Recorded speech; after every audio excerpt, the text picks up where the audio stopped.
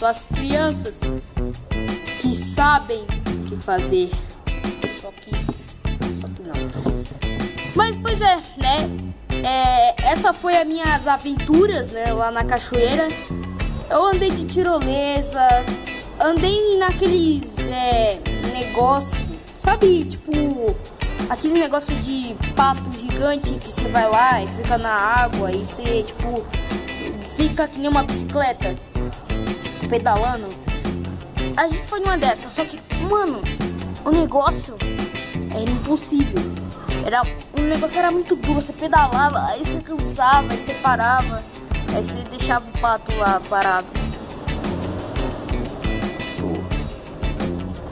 Beleza, eu tô andando muito com o pato, né? Aí como era 2 voltas, aí foi tipo, eu achei que eu tava malhando, não andando normal.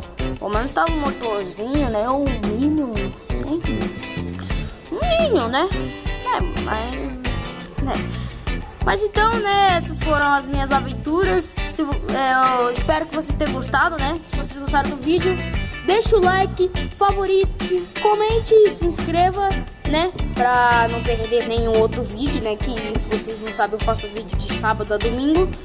Toda hora, não tipo, qualquer hora, né? Não é uma hora específica, né? Mas eu faço em todos os sábados e domingos vídeos novos, tá? Então, falou aí, gente.